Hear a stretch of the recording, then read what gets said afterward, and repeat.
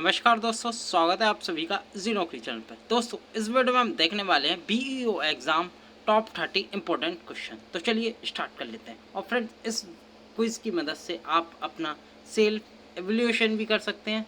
मुझे कमेंट में बताइएगा टॉप 30 में से आपने कितने आंसर सही जवाब दिए। वीडियो पॉज करके आप सेट लगा सकते हैं। तो सबसे पहला क्वेश्चन है, निम्नलिखित भारतीय राज्यों में से किस राज्य की कोई समुद्री सीमा नहीं है।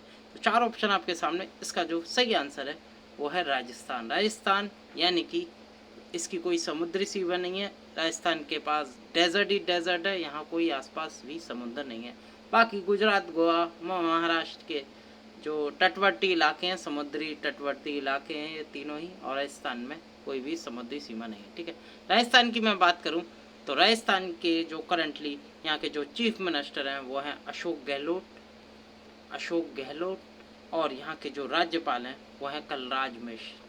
ठीक है, याद रखना, कलराज मिश्र। और अन्य ऑप्शन भी देख लेता हूँ, बता देता हूँ फ्रेंड्स। तो बता देता हूँ महाराष्ट्र का। तो महाराष्ट्र के फ्रेंड्स अभी चीफ मिनिस्टर कौन है? तो महाराष्ट्र के जो चीफ मिनिस्टर हैं वो हैं उद्धव ठाकरे।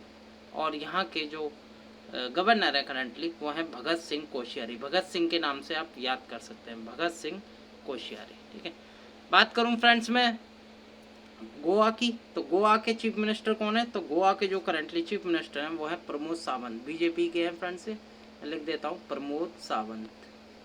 और बात करूँ यहाँ के राज्यपाल की, तो यहाँ के जो राज्यपाल है वो हैं सत्यपाल मलिक। ठीक है, याद रखना, सत्यपाल मलिक यहाँ के राज्यपाल हैं।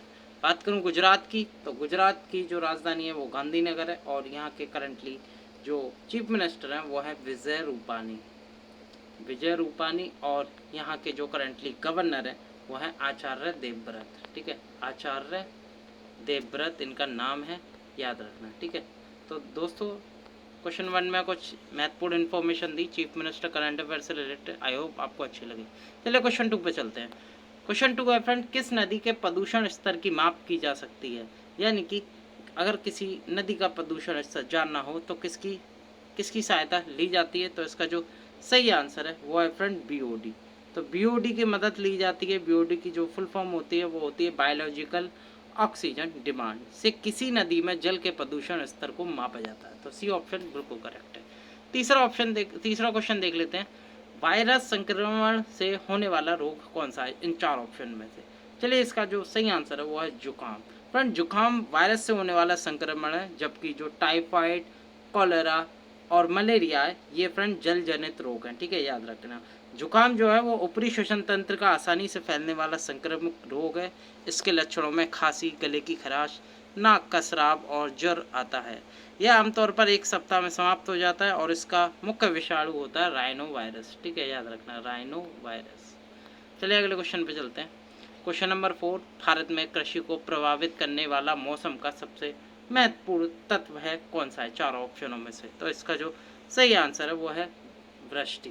ठीक है, भारत में कृषि को प्रभावित करने वाला सबसे महत्वपूर्ण तत्व वृष्टि है, क्योंकि भारत उच्च तथा समशीतोष्ण दोनों कटिबंधों में पड़ता है। इसलिए जो सबसे मौसम को सबसे ज़्यादा प्रभावित करता है भारत में वो करता है वृष्टि। ठीक है, याद रखना।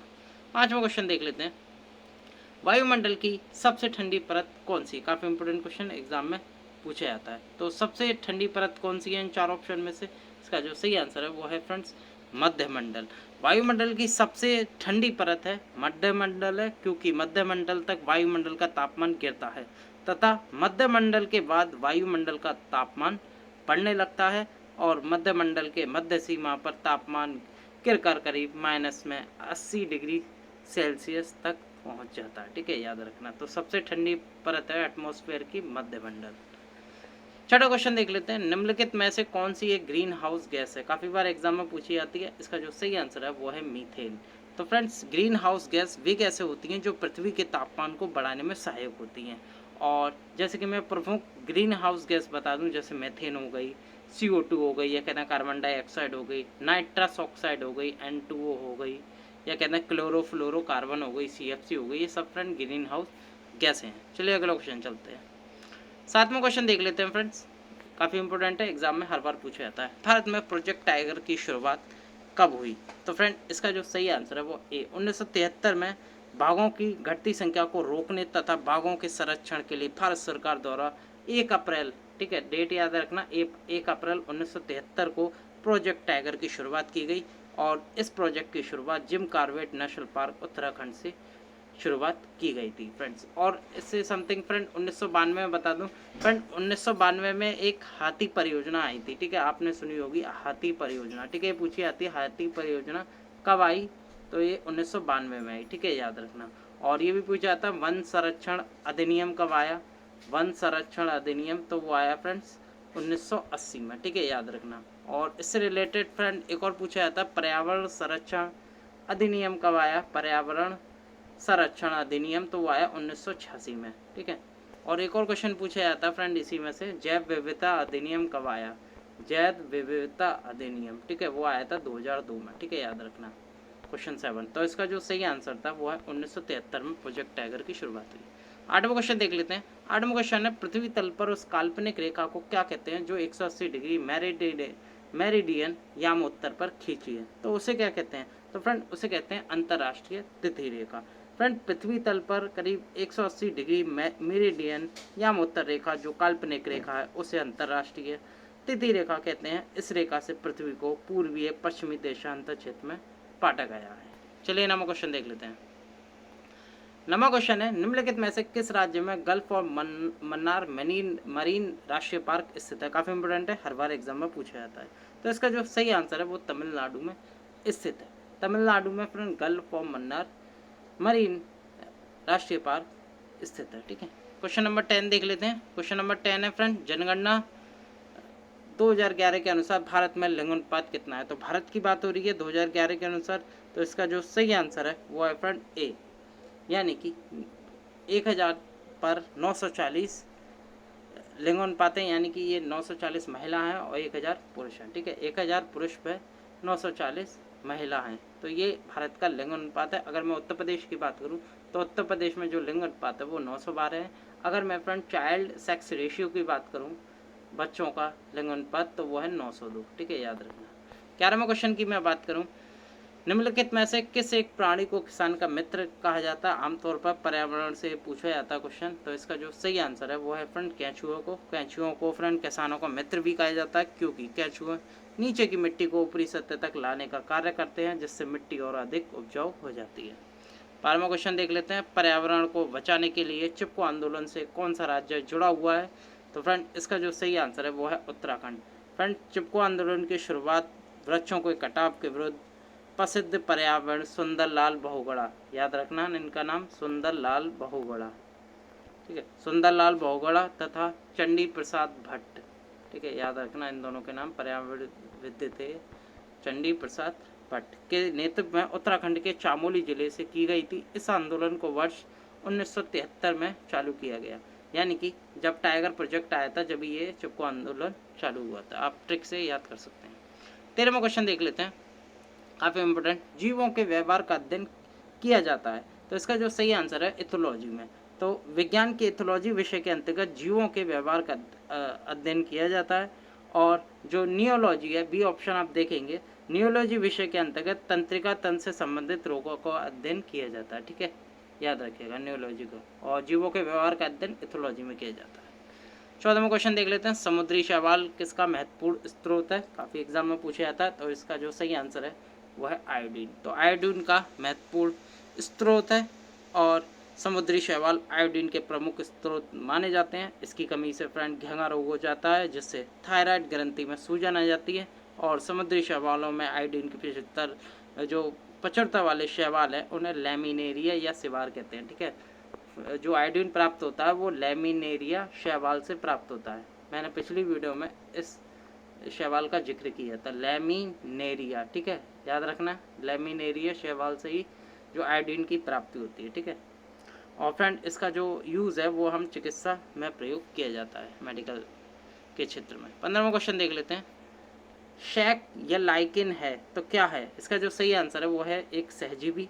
फ्रेंड ऐसे जंतु या पौधे साथ रहकर एक दूसरे को लाभ पहुंचाते हैं वे क्या कहलाते हैं, वे सहजीवी कहे जाते हैं।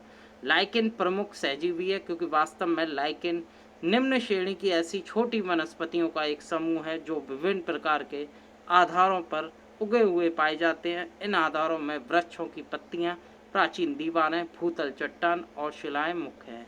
तो फ्रेंड्स, जो एक दूसरे को लाभ पहुंचाते हैं उन्हें सहजीवी कहते हैं, जो कि एक लाइकेन है। ठीक है, याद रखना। 16वां क्वेश्चन देख लेते हैं। 16वां क्वेश्चन है सीएनजी का ईंधन के रूप में किस में इस्तेमाल होता है। काफ़ी इंपॉर्टेंट क्वेश्चन। तो इसका जो सही आंसर है वो है वाहनों एवं उद्योगों में सीएनजी या कहते हैं कंप्रेस नेचुरल गैस का उपयोग वाहनों एवं उद्योगों में ईंधनों के रूप में किया जाता है। 17वां क्वेश्चन देख लेते हैं। पर्यावरण जागरूकता का किसके द्वारा सर्जन किया जा सकता है। तो इसका जो सही आंसर है वो है क्षेत्रीय भ्रमण के द्वारा। फ्रेंड्स, आप जानते हैं जैसे विद्यार्थियों में पर्यावरण जागरूकता का सर्जन करने के लिए उनको क्षेत्रीय भ्रमण करना चाहिए, जिसके तहत उनको वास्तविक पर्यावरण व मानव जीवन में उनकी उपयोगिता का ज्ञान होगा तथा पर्यावरण संरक्षण के लिए वे प्रोत्साहित भी होंगे। तो फ्रेंड, इसका जो सही आंसर है वो है क्षेत्रीय भ्रमण। 18वां क्वेश्चन देख लेते हैं। पृथ्वी पर पहुंचने से पहले ओजोन परत किन किरणों को अवशोषित करती है। तो फ्रेंड्स, सबको पता है, ये कहते हैं अल्ट्रा वायलेट वे या कहते हैं परावैंगनी किरणों को। तो फ्रेंड्स, सूर्य से आने वाली हानिकारक परावैंगनी किरणों को ओजोन परत द्वारा अवशोषित कर लिया जाता है, जिससे ये किरणें पृथ्वी तक नहीं पहुंचती हैं और ओजोन परत की जो सांद्रता है उसे डॉप्सन इकाई में नापते हैं। ठीक है, डॉप्सन याद रखना, डॉप्सन इकाई में नापते हैं। अगला क्वेश्चन देख लेते हैं 19वां। चमगादड़ स्तनधारी है क्यों। ये कई बार एग्जाम में पूछा गया है। तो इसका जो सही आंसर है क्योंकि वह बच्चे देता है। ठीक है, याद रखना। जीव वैज्ञानिकों ने चमगादड़ को स्तनधारी वर्ग में रखा है क्योंकि चमगादड़ बच्चे को जन्म देती है तथा उन्हें दूध पिलाती है और चमगादड़ एक रात्रिचर प्राणी है। ठीक है, याद रखना। 20वां क्वेश्चन देख लेते हैं। पर्यावरण की परिभाषा क्या है, ये अक्सर एग्जाम में पूछा जाता है। इसका जो सही आंसर है वो है एबायोटिक। बायोटिक जैविक व अजैविक घटक एक तरह की पर्यावरण की परिभाषा है। पर्यावरण बेसिकली अनेक तत्वों से मिलकर बना है जो व्यवस्थित समूह में होता है, जिसमें सभी घटक या कहते हैं बायोटिक या अबायोटिक जैविक तथा अजैविक प्राकृतिक में संतुलित रूप से प्रवास करते हैं। 21वां क्वेश्चन देख लेते हैं, काफ़ी इंपोर्टेंट। तो फ्रेंड, निम्नलिखित अंतर्राष्ट्रीय संस्थाओं में से कौन सी संस्था वन्य जीव संरक्षण के प्रति समर्पित है। और फ्रेंड्स, काफ़ी इंपॉर्टेंट क्वेश्चन है, एग्जाम में ही पूछा गया है। तो इसका जो सही आंसर है वो है IUCN, या इसे इंग्लिश में इसकी फुल फॉर्म है international union for conservation of nature. तो फ्रेंड, इसकी स्थापना इसलिए की गई है क्योंकि वन्य जीव को बढ़ावा दे सके। और फ्रेंड, जो रेड लिस्ट निकालता है, जो कि जीवों के प्रति जो रेड लिस्ट निकालता है अपनी, IUCN ही निकालता है। ठीक है, याद रखना। 22वां क्वेश्चन देख लेते हैं। 22वां क्वेश्चन है कृत्रिम वर्षा के लिए मेघ बीजन के लिए प्रयुक्त रसायन कौन सा है। हर बार एग्जाम में पूछा गया है फ्रेंड। इसका जो सही आंसर है वो है सिल्वर आयोडाइड। सिल्वर आयोडाइड का प्रयोग फ्रेंड कृत्रिम वर्षा कराने के लिए मेघ बीज के रूप में किया जाता है। 23वां क्वेश्चन देख लेते हैं। बायोडीजल तैयार किया जाता है किससे। इसका जो सही आंसर है वो है फ्रेंड जेट्रोफा। तो बायोडीजल का निर्माण फ्रेंड जेट्रोफा, करकास, पोनगेमिया आदि के पौधों से होता है। देश का पहला जो बायोडीजल संयंत्र है वो फ्रेंड आंध्र प्रदेश में लगाया गया है, आंध्र प्रदेश के काकीनाडा। ठीक है, याद रखेगा, काकीनाडा में सबसे पहले बायोडीजल संयंत्र लगाया गया। और फ्रेंड, जो बायोडीजल का निर्माण है जैसे जो तैयार किया जाता है वो जेट्रोफा से किया जाता है। 24वां क्वेश्चन देख लेते हैं, काफ़ी इंपोर्टेंट। विश्व ओजोन दिवस कब मनाया जाता है, सबको पता है फ्रेंड। ओजोन दिवस जो है वो फ्रेंड्स प्रत्येक पूरे वर्ष में 16 सितंबर को मनाया जाता है और यह दिवस ओजोन संरक्षण के लिए जागरूकता के लिए मनाया जाता है। फ्रेंड्स, अभी 2019 की जो इसकी जो थीम थी वो मैं बता देता हूँ, काफ़ी इंपॉर्टेंट है। तो इसका जो थीम थी वो थी 32 ईयर एंड हीलिंग। मैं लिख देता हूँ 32 ईयर्स एंड हीलिंग, ये इसकी थीम रही थी। अगला क्वेश्चन चलते हैं। सिल्वी कल्चर संबंधित है, तो काफ़ी इंपॉर्टेंट क्वेश्चन ही पूछा जाता है। तो सिल्वी जो कल्चर है उसके अंतर्गत पर वन्य सामग्री का उत्पादन किया जाता है। तो इसका जो सही आंसर है वो ए ही होगा। 26वां क्वेश्चन देख लेते हैं। निम्नलिखित में से किस जनपद में चंद्रप्रभा वन्य जीव अभयारण्य स्थित है, काफ़ी इंपॉर्टेंट। इसका जो सही आंसर है वो है चंदौली। फ्रेंड, उत्तर प्रदेश के चंदौली जिले में चंद्रप्रभा वन्य जीव अभयारण्य स्थित है और इसकी जो स्थापना है वो 1957 में हुई थी, चंद्रप्रभा वन्यजीव अभयारण्य की। ठीक है, याद रखना। और इस अभयारण्य में विभिन्न प्रकार के जीव जंतु पाए जाते हैं। 27वां क्वेश्चन देख लेते हैं फ्रेंड। इनमें से कौन द्वितीय श्रेणी का उपभोक्ता है। हाथी, सांप, शेर, बकरी। तो कौन सा द्वितीय श्रेणी का उपभोक्ता है। इसका जो सही आंसर है वो है फ्रेंड सांप, जो कि द्वितीय श्रेणी का उपभोक्ता है। और हाथी या बकरी फ्रेंड प्रथम श्रेणी के उपभोक्ता हैं, ठीक है, याद रखना। हाथी और बकरी ए और डी प्रथम श्रेणी का उपभोक्ता है, और जो सांप है वो द्वितीय श्रेणी का उपभोक्ता है, जबकि जो शेर है वो फ्रेंड तृतीय श्रेणी का उपभोक्ता है, ठीक है, याद रखना। 28वां क्वेश्चन देख लेते हैं। झूम खेती होती है, तो फ्रेंड सबको पता है झूम खेती कहाँ होती है। इसका जो सही आंसर है वो नॉर्थ ईस्ट में यानी कि मेघालय में होती है। और फ्रेंड बता दूं, झूम खेती एक तरह की पर्वतीय पठारी क्षेत्रों में की जाती है। यह एक तरह की अस्थायी कृषि पद्धति बोली जाती है, और यह कृषि फ्रेंड पूर्वोत्तर राज्यों में की जाती है, जैसे मेघालय, नागालैंड, मणिपुर आदि प्रमुख राज्यों में होती है। और फ्रेंड झूम कृषि एक प्रकार की आदिम प्रकार की कृषि है, जिससे पहले वृक्षों तथा वनस्पतियों को काटकर उन्हें जला दिया जाता है और साफ की गई भूमि पर पुराने उपकरणों से जुताई कर कृषि की जाती है। जैसे ही वहाँ मृदा से उर्वरता समाप्त होती है तो उस स्थान को छोड़कर वह दूसरे स्थान पर जाकर फिर वही प्रक्रिया दोहराई जाती है। तो ये होती है फ्रेंड झूम खेती, और नॉर्थ ईस्ट में ज़्यादा प्रचलित है, मेघालय, नागालैंड ये सब। तो इसमें जो नॉर्थ ईस्ट का राज्य था वो है मेघालय। 29वां क्वेश्चन देख लेते हैं, काफ़ी इंपॉर्टेंट। शुष्क बर्फ किसका ठोस रूप है? काफ़ी इंपॉर्टेंट। इसका जो सही आंसर है वो है फ्रेंड CO2, कार्बन डाइऑक्साइड के ठोस रूप को ही फ्रेंड क्या कहते हैं? शुष्क बर्फ कहते हैं, ठीक है, याद रखना। अगला क्वेश्चन देख ले, काफ़ी इंपॉर्टेंट फ्रेंड, करंट अफेयर से रख लिया है मैंने, जो कि अक्सर BEO एग्जाम में पूछा जा सकता है। उत्तर प्रदेश के करंटली शिक्षा मंत्री कौन है? तो इसका जो सही आंसर है वो है फ्रेंड्स दिनेश शर्मा। दिनेश शर्मा अभी friend ministry of secondary and higher education, science and technology, और इन पे electronics department of IT department भी है, और फ्रेंड्स एजुकेशन डिपार्टमेंट भी है। तो करंटली जो फ्रेंड दिनेश शर्मा है वो उत्तर प्रदेश के शिक्षा मंत्री हैं, ठीक है, ये आपको याद रखना है। और Dinesh Sharma friend deputy chief minister भी हैं उत्तर प्रदेश के। उत्तर प्रदेश की बात करूं तो यहाँ के जो चीफ मिनिस्टर हैं वो योगी आदित्यनाथ, और यहाँ करंटली उत्तर प्रदेश के जो राज्यपाल हैं वो है आनंदी बेन पटेल, ठीक है, याद रखना, आनंदी बेन पटेल यहाँ की राज्यपाल हैं। और बात करूँ फ्रेंड्स सूर्य प्रताप शाही की, जो कि अभी करंटली मिनिस्टर हैं फ्रेंड्स, कृषि मंत्री हैं उत्तर प्रदेश के। सूर्य प्रताप शाही ये कृषि मंत्री हैं उत्तर प्रदेश के, याद रखना, कृषि मंत्री हैं। बात करूँ मैं सुरेश खन्ना की, तो फ्रेंड्स ये शहरी विकास मंत्री हैं।